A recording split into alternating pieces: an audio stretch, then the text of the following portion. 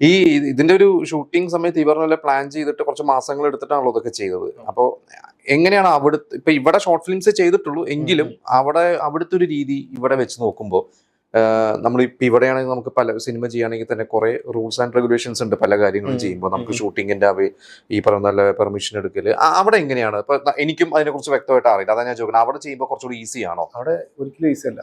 ഒന്നാമത് നമ്മുടെ അവൈലബിലിറ്റി നമ്മൾ തന്നെ അവൈലബിൾ ആവുക എന്നുള്ളതാണ് ഏറ്റവും വലിയൊരു പ്രശ്നം. അപ്പൊ ഞാൻ അവൈലബിൾ ആകുമ്പോൾ ഇവിടെ നമ്മളൊന്ന് റോട്ടിൽ ക്യാമറ വെക്കണമെങ്കിൽ പേരെ അവിടുത്തെ അടുത്തുള്ള പോലീസ് സ്റ്റേഷനിൽ പോയി എഴുതി അങ്ങനെ പല കാര്യങ്ങളുണ്ട്. അവിടെയാണ് അതിന്റെ രീതി. നമ്മൾ റോഡ് ഷൂട്ട് ചെയ്യണമെങ്കിൽ പോലീസ് സ്റ്റേഷനിൽ പോയി പെർമിഷൻ എടുക്കണം, റോഡ് ബ്ലോക്ക് ചെയ്യണതിന് പെർമിഷൻ എടുക്കണം, അതുപോലെ അവിടുത്തെ കൗൺസിലിന്റെ പെർമിഷൻ എടുക്കണം. പക്ഷെ പ്രൈവറ്റ് പ്രോപ്പർട്ടിയിൽ നമുക്ക് പെർമിഷൻ ഒന്നും വേണ്ട, അവർ ഈ ഓണറുടെ പെർമിഷൻ മാത്രം മതി. ഞങ്ങൾ പരമാവധി അത് പ്രൈവറ്റ് പ്രോപ്പർട്ടിയിലും അങ്ങനത്തെ റോഡുകൾ വേണ്ട കുറച്ച് സ്ഥലങ്ങൾ ഉണ്ടായുള്ളൂ, അത് അവിടുത്തെ ഏരിയയിലേക്ക് അത് ചുരുക്കി ആ ഒരു ഏരിയയിൽ. ഈ പല സ്ഥലത്ത് പോകുമ്പോൾ ഓരോ കൗൺസിലിലും നമ്മൾ അത് മാത്രമല്ല അത് എക്സ്പെൻസീവ് കൂടിയാണ്. അപ്പൊ അങ്ങനെ പെർമിഷൻ എടുത്ത് നമ്മൾ എല്ലാ പെർമിഷൻ എടുത്ത് ചെയ്ത് പെർമിഷന്റെ കേസൊക്കെ ഞങ്ങൾ അത് എല്ലാ കാര്യങ്ങൾക്കും സോർട്ട് ചെയ്യാനായിട്ട് ഒരു നമ്മൾ അത് കറക്റ്റായിട്ട് നീങ്ങിക്കഴിഞ്ഞാൽ പറ്റും, മറ്റൊന്ന് ഓർഗനൈസ് ആയിട്ട് മുമ്പോട്ട് പോയി കഴിഞ്ഞാൽ.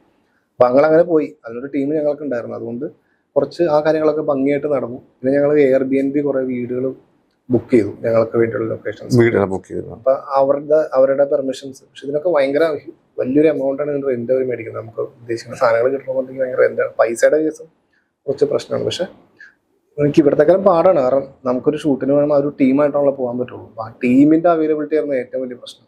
ഒരാൾ വരുമ്പോൾ അടുത്താളുണ്ടാവില്ല, അടുത്താൾ വരുമ്പോൾ അടുത്താളുണ്ടാവില്ല, എല്ലാവരുടെയും ജോലി ഷിഫ്റ്റ് ഒരേ രീതി വരില്ല. അതായിരുന്നു ഏറ്റവും വലിയ പ്രശ്നം. ഇതിൽ പ്രധാന പോസ്റ്ററിൽ കാണുന്ന ഒരു രണ്ടുപേര് ആരൊക്കെയാണ് പ്രധാന കഥാപാത്രങ്ങൾ? അത് ഒരാള് ആദി എന്ന് പറയുന്നത്, ആദി അനന്തപത്മനാഭൻ എന്നാണ് പുള്ളിയുടെ പേര്, ലണ്ടൻ സൈഡാണ്. രണ്ടാമത്തെ ആള് റെജീന ഡേവിഡ്സൺ എന്ന് പറഞ്ഞിട്ട് പുള്ളി മാഞ്ചസ്റ്ററുള്ള ആളാണ്. രണ്ടുപേരും ചെറിയ ഷോർട്ട് ഫിലിംസ് ചെയ്യുന്നവരാണ്.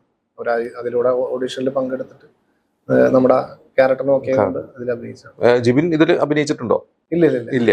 അത് ഞാൻ ചോദിച്ചാൽ എല്ലാ ജോലിയും ചെയ്യുന്നോണ്ട് അത് വേണ്ടെന്ന് വെച്ചാണോ അതോ ബേസിക്കലി അഭിനയിക്കാൻ താല്പര്യമുള്ള ഒരാളാണ്? എനിക്ക് ഡയറക്ഷൻ ബാക്കിലുള്ള കാര്യങ്ങളാണ് കൂടുതൽ താല്പര്യം. ഞാൻ എടുത്ത കാര്യങ്ങൾ തിരിച്ച് കാണുന്നുള്ള ഒരു സാറ്റിസ്ഫാക്ഷനാണ് എനിക്ക് ഏറ്റവും കൂടുതൽ അഭിനയിക്കാൻ. അങ്ങനെ അപ്പൊ അങ്കമാലിക്കാരനാണ്, ഇവിടെ നിന്നാണ് അങ്ങോട്ട് പോയത്. അപ്പൊ നാട്ടിലുള്ള സമയത്ത് ഷോർട്ട് ഫിലിംസ് ഒക്കെ ചെയ്ത് ആ സമയത്ത് ഒരു സിനിമ ചെയ്യാനുള്ള പരിപാടികളൊക്കെ നോക്കിയിട്ടുണ്ടായിരുന്നു. അങ്ങനെ ഒരു യാത്ര ഉണ്ടായിരുന്നോ? ഇല്ല, എനിക്ക് അങ്ങനെ ഒരു നമ്മളെപ്പോഴും ഒരു ഫുള്ള് നമ്മൾ ഇപ്പോ അങ്കമാലി എന്ന് പറയുമ്പോൾ നമുക്ക് അങ്കമാലി ഡയറീസിലൂടെ കുറെ അങ്കമാലി ഇപ്പൊ ഒരുപാട് പേര് സിനിമയിൽ വന്നിട്ടുണ്ട്. അങ്കമാലി ഞാൻ ചോദിച്ചാൽ അന്നൊക്കെ ആ ഒരു കാലഘട്ടത്തിൽ ഒരു യാത്രയൊക്കെ നടത്തിയിട്ടുണ്ട്? ഞാൻ തീർച്ചയായിട്ടും നടത്തിയിട്ടില്ല. ആഗ്രഹം ഉണ്ടായിരുന്നു, പക്ഷെ എനിക്കത് എത്തിപ്പിടിക്കാൻ പറ്റില്ല എന്ന് എനിക്ക് തോന്നിയ ഒരു സമയമായിരുന്നു. അത് കാരണം അതിൽ നമ്മുടെ സാഹചര്യം അങ്ങനെയായിരുന്നു. ഷോർട്ട് ഫിലിംസിലൂടെ നമ്മുടെ സർക്കിളിൽ മാത്രം ആക്ച്വലി ഞാനൊരു മൂവി അസിസ്റ്റ് ചെയ്യാത്ത ഒരാളാണ്. അപ്പൊ മൂവി ഞാൻ ശരിക്കും പറയാം മൂവിയുടെ സെറ്റിൽ എനിക്ക് ഈ സിനിമയുടെ കാര്യത്തിന് വേണ്ടിയിട്ട് ഞാൻ പോയിട്ടില്ല, ഇത് പഠിക്കാനോ ഇതെന്താണോ അവിടെ നടക്കാന്ന് അറിയാൻ വേണ്ടി. പക്ഷെ എനിക്ക് ഇതിനോട് വലിയ ആഗ്രഹങ്ങളായിരുന്നു.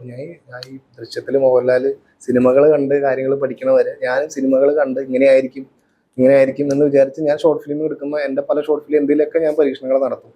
മീൻസ് എനിക്ക് പഠിക്കാനുള്ള കാര്യങ്ങൾ. മറ്റുള്ളവർക്ക് ചിലപ്പോൾ അത് പരീക്ഷണമായിരിക്കില്ല, അവർ ആ ഷോട്ട് എടുത്ത് എങ്ങനെയാണെന്ന് അറിയാൻ വേണ്ടിയിട്ട് ഞാനും അതുപോലെ എടുത്ത് നോക്കും.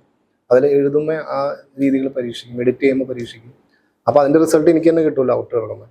അങ്ങനെ ഞാൻ ചെയ്ത് പഠിച്ച കാര്യങ്ങൾ വെച്ചിട്ടാണ് ഞാൻ സിനിമ ചെയ്തത്. അതല്ലാതെ എനിക്ക് വേറൊരു എക്സ്പീരിയൻസ് ഇല്ല ജീവിതത്തിൽ. ഈ പറഞ്ഞ അന്ന് ഷൂട്ടിംഗ് ഒക്കെ കാണാൻ പോവുക അങ്ങനെയൊക്കെ ചെറുപ്പത്തിൽ അങ്ങനെയൊക്കെ ഉണ്ടായിട്ടുണ്ട്? എനിക്ക് അതിനുള്ള സാഹചര്യം ഉണ്ടായിരുന്നില്ല. നമ്മള് ഏറ്റവും താഴേക്കടയിൽ നിന്ന് നമ്മൾ അങ്ങനെ മുകളിലെത്തിയിട്ടില്ല. പക്ഷെ ആ ഒരു ഫൈറ്റ് ആയിരുന്നു വീട്ടിലെ കാര്യങ്ങൾ എല്ലാം. നമ്മൾ അത് ഒരു കുറ്റമല്ല, പലർക്കും പല സാഹചര്യങ്ങളുള്ളൂ. അപ്പൊ നമുക്ക് വീട്ടിലെ കാര്യങ്ങളായിരുന്നു ആ സമയത്ത് പ്രയോറിറ്റി.